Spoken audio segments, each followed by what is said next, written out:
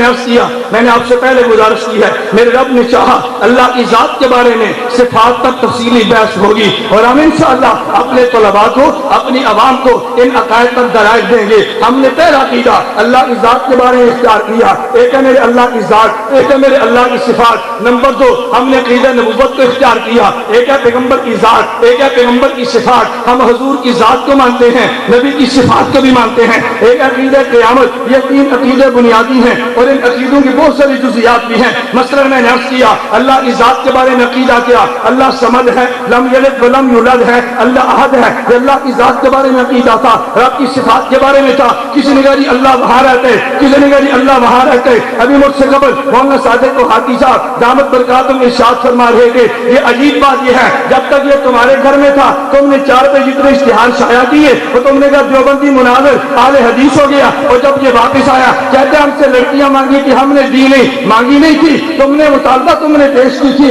وہ اس کی خوش قسمتی کہ اس فطرے پہ نہ آ سکا جس فطرے سے اللہ کے پیغمبر نے پناہ مانگی ہے۔ میرے دوستو تم نے مال کا لالچ دیا، اس نے تمہارے مال کے لالچ کو ٹھکرا دیا۔ اب کہتے نہیں جو پروٹوکول اس نے مانگا تھا ہم نے دیا نہیں ہے، اس لیے واپس چلا گیا۔ کراچی سے پشاور جلسے تم نے کرائے، ابھی پروٹوکول کہتے کسے ہیں؟ میرے لاہور کے مسلمانوں انشاءاللہ ثم انشاءاللہ، میں ابھی نام نہیں لیتا، میرے اللہ نے چاہا آپ تھوڑے دن اور انتظار کرو، اتنی بڑی خوشخبری آپ کے سامنے آئے گی، آپ کی عقل دنگ رہ جائے گی کہ کتنے لوگوں نے علماء دیوبند کے عقیدے کا اقرار کر لیا۔ ابھی تو کام شروع ہوا ہے، آپ تھوڑی سی ہمت سے کام لو، تھوڑا سا جرأت سے کام لو، لیکن ایک بات میں ضرور عرض کروں گا، حالات کے ساتھ کھیلو مت، حالات کو اپنے بگاڑو مت، اس لیے کہ اس وقت بہت سارے لوگ آج بھی آپ نے دیکھا جلسے کے موقع پہ ہم نے عقیدے کی محنت شروع کی ہے، ہم نے اعمال کی محنت شروع کی ہے، ہم نے علماء دیوبند کے نظریات کی اشاعت کا اعلان کیا۔ اب لوگ چاہیں گے ان کو الجھا دیا جائے، اب لوگ چاہیں گے ان کو لڑا دیا جائے، اب لوگ چاہیں گے ان کے رخ کو بدل دیا جائے۔ میں کہتا تو تم 1000 چالیں چلو،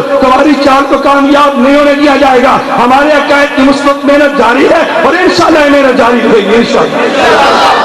انشاءاللہ ثم انشاءاللہ۔ میں نے اس لیے بہت ساری باتیں عرض کی ہیں، اللہ کرے کہ میری بات آپ سمجھ لیں جو بات میں کہنا چاہتا ہوں۔ جب بھی ہمارے ملک میں کوئی تاریخ اٹھتی ہے اس تاریخ کا رخ بدل دیا جاتا ہے، جب بھی تاریخ کسی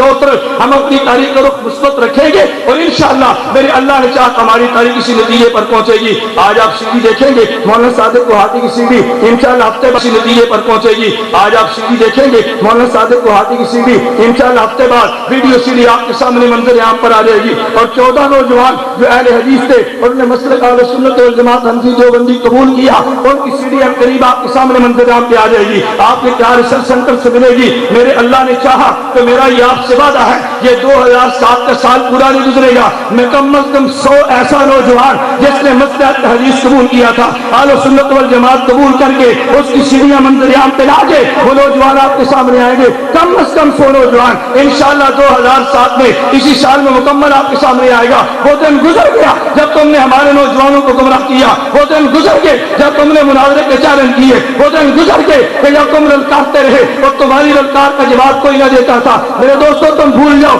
اللہ نے چاہا ہم علمی میدان لگائیں گے، اللہ نے چاہا ہم دلائل کا میدان لگائیں گے، میرے اللہ نے چاہا اپنے عقائد کو بیان بھی کریں گے، اور تمہارے خود کو بھی آپ کے سامنے ضرور لائیں گے انشاءاللہ۔